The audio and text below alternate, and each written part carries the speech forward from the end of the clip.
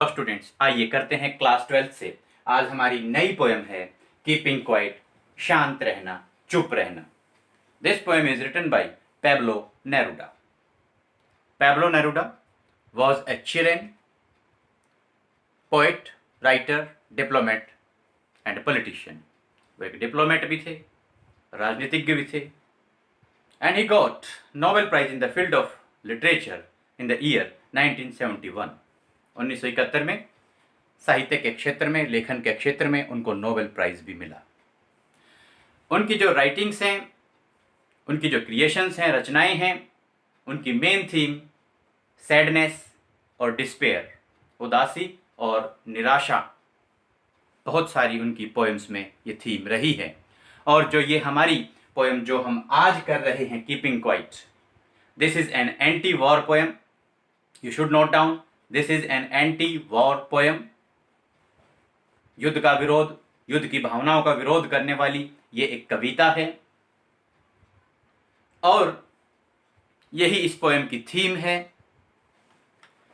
इस पोएम में पोएट ने एक पॉइंट पे एम्फेसाइज किया है, बड़ा बल दिया है, जोर दिया है, and that is self introspection. You must note down, self introspection, आत्मनिरीक्षण, अपने अंदर झांक कर देखना। Students, in the very beginning the poet says, now we will count to 12 and we will all keep still for once on the face of the earth.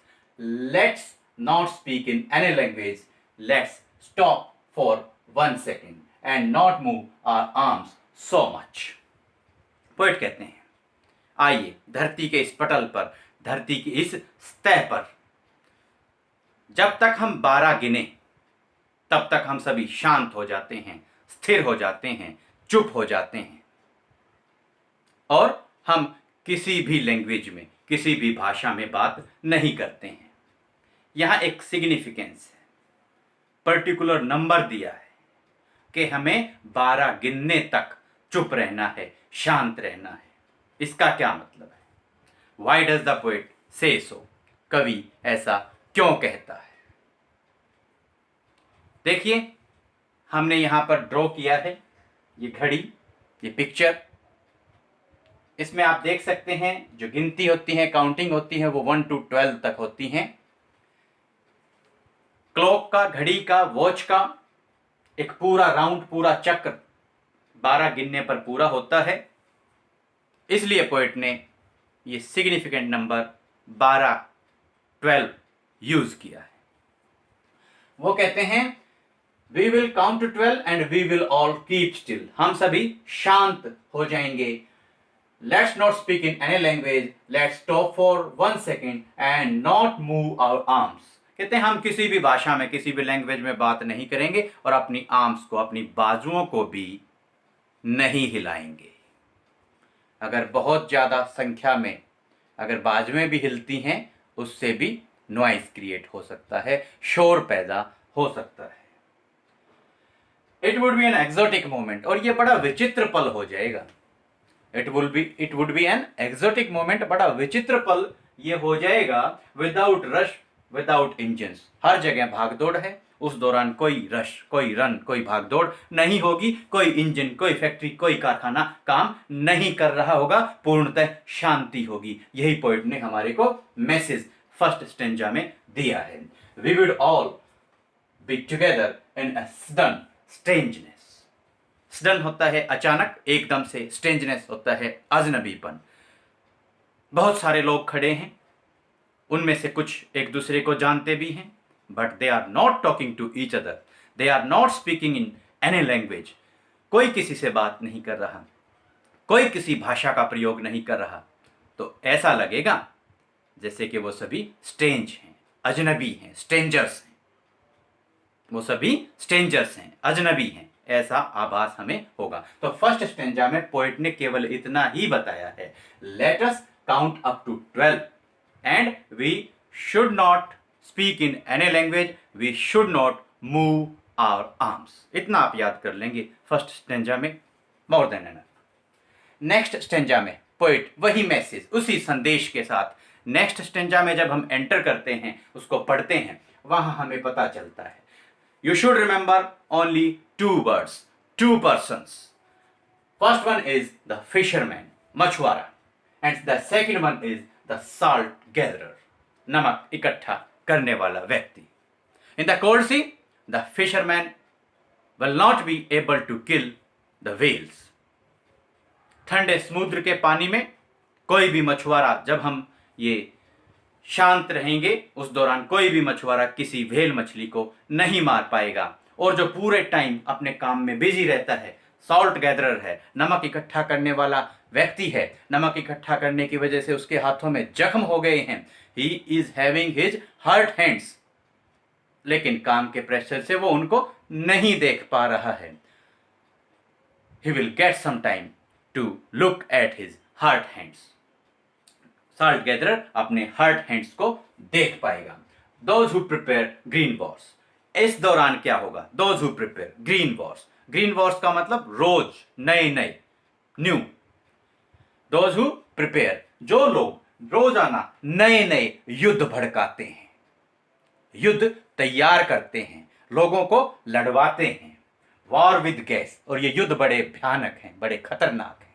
War with gas, war with fire, and ऐसी war होती हैं कि gas के बम या gas का प्रयोग करके लड़े जाते हैं, आग से विनाश होता है, और इसी के साथ में विक्ट्री मिलती है किसी ना किसी को। लेकिन विक्ट्री कैसे मिलती है? With no survivors. इतने भयानक युद्ध हो जाते हैं कि कोई भी जीवित नहीं बचता। ऐसी युद्ध की, ऐसी विक्ट्री की क्या महत्ता है, आप खुद समझ सकते हैं।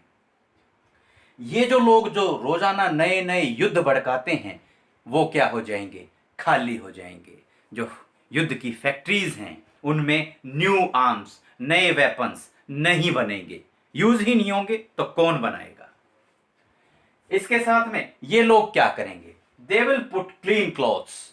ये जो लोग रोजाना युद्ध भड़काते थे, उनको कोई काम नहीं बचेगा, क्योंकि हम ठंडे दिमाग से, शांत दिमाग से सोच पाएंगे कि लड़ने में कोई फायदा नहीं है। सेल्फ इंट्रोस्पेक्शन कर पाएंगे, अपने अंदर झांक कर निर्णय कर पाएंगे, तो हम किसी के बहकावे में नहीं आएंगे, हम युद्ध नहीं करेंगे। और युद्ध भड़काने वाले लोग साफ सुथरे कपड़े पहनकर, क्योंकि वो खाली हो जाएंगे, they will find no work to do. कोई भी उन्हें करने के लिए कोई काम नहीं बचेगा। वो क्या करेंगे? खाली रहकर वो घूमेंगे। Walk with their brothers in shades doing nothing. यहां पे ब्रदर्स का मतलब ये नहीं है कि उनके सगे भाई, अलाइक पीपल, अलाइक पीपल, एक जैसे लोग। युद्ध भड़काने वाले बहुत से जो लोग हैं, सभी खाली हो जाएंगे, और वो शेड्स में, छांव में आराम से एक दूसरे के साथ टहलते हुए नजर आएंगे। यानी कि ऐसे लोगों के पास कोई काम नहीं बचेगा। इस स्टेंजा का मतलब क्या हुआ कि कभी भी अगर हम सेल्फ इंट्रोस्पेक्शन कर लेंगे, आत्मनिरीक्षण कर लेंगे, तो आगे चलकर भविष्य में युद्ध नहीं होंगे। थर्ड स्टेंजा में मैं आपको कहता हूं, you should remember 4 points, only 4 points. The poet says that the meaning of his lines or the meaning of this poem should not be misunderstood. इस कविता का आप गलत अर्थ ना निकालें। shouldn't be confused with total inactivity. Poet कहते हैं मैं total, I am not talking about total inactivity, and I want no truck with death. No truck with death means no dealing with death.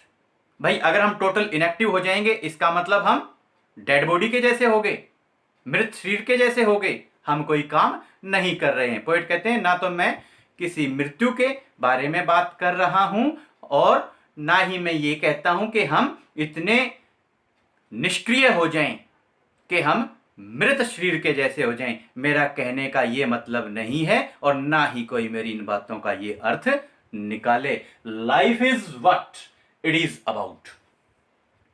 जीवन जो है, सभी चीजें, उनका जो आधार है, केंद्र है, वो जीवन है। और लाइफ का एक ही मोटिव है, एक ही पर्पज है। लाइफ में हमें क्या करना होता है? मूव ऑन, हमें आगे बढ़ना होता है। तो सभी चीजों का जो केंद्र है वो लाइफ है। Life is what it is about. ये तीसरी चीज हो गई। और पोएट कहते हैं बड़ा गलत हुआ है that we have always been single minded. हमने केवल एक ही दिशा में दिमाग लगाया है, उसी दिशा में हम आगे बढ़ते गए हैं। स्टूडेंट्स भी हैं आप देखते हैं, आप फर्स्ट क्लास में थे, आपने सेकंड क्लास पास कर ली, ऐसे क्लासेस पास करते करते अब आप 12th क्लास में हैं। उसके बाद अगली आप स्टडीज कैरी ऑन करेंगे, अपने करियर की तरफ आगे बढ़ जाएंगे, अपनी लाइफ में आगे बढ़ जाएंगे। कभी हमने सोचा ही नहीं है what's the purpose of our coming to this earth, what's the purpose of our life, what's the aim of our life, what are our moral duties, what are our responsibilities. कभी सोचते ही नहीं है। जीवन पर आने का हमारा मुख्य उद्देश्य है क्या? हम क्या हैं? कभी हमने सेल्फ इंट्रोस्पेक्शन किया ही नहीं, आत्मनिरीक्षण किया ही नहीं, सिंगल माइंडेड रहे हैं and keeping our life moving and one could do nothing. हमने केवल अपने लाइफ को आगे बढ़ाते हुए चलते हुए हम आ रहे हैं, कभी रुके ही नहीं, कभी सोचा ही नहीं। काश, पोएट कहते हैं, ऐसा कभी हो जाता कि हम रुक जाते, रुक कर सोच लेते और क्या कर पाते। मैं बार बार रिपीट कर रहा हूं, जहां चाहे आप ये वर्ड्स यूज कर सकते हैं। सेल्फ इंट्रोस्पेक्शन, आत्मनिरीक्षण करते हमें पता चलता what's the purpose of our life, क्योंकि जो लाइफ है, life is what it is about. चलिए स्टूडेंट्स, 4th स्टेंजा की तरफ मूव ऑन करते हैं। Perhaps a huge silence, poet कहते हैं कि ह्यूज साइलेंस है, बहुत बड़ी चुप्पी है, शांति है, might interrupt this। पोएट कहते हैं मेरे कहने से सबने बात मान ली कि ह्यूज साइलेंस हो गया, सब लोग चुप हो गए, शांत हो गए, स्थिर हो गए, कोई मूवमेंट नहीं कर रहा। बहुत अच्छा हुआ। दिस सैडनेस ऑफ नेवर, तो अभी हमारे अंदर सैडनेस होती है, सैडनेस उदासी होती है। 2 रीजंस, 2 कारण याद कर लेंगे आप। फर्स्ट है sadness of never understanding themselves, never understanding ourselves. हमने कभी कोशिश नहीं की अपने आप को समझने की। और दूसरा रीजन है थ्रेटनिंग आवरसेल्व्स विद डेथ, हम अपने आप को थ्रेटन किए रहते हैं, फ्राइटेंड हम रहते हैं, हॉरिफाइड रहते हैं। किससे? कि हमारी मृत्यु हो जाएगी। डेथ से हम, डेथ के कारण, मृत्यु के कारण हमारी मृत्यु हो जाएगी, इस वजह से हम डरते रहते हैं और कभी भी अपने आप को नहीं समझ पाए, इसलिए हमारे मन पे उदासी छाई रहती है। एक बार हम रुके, एक बार हमने सोचा, एक बार हमने क्या किया। मैं फिर कहता हूं, अपने आप को अंडरस्टैंड हम कब कर पाएंगे?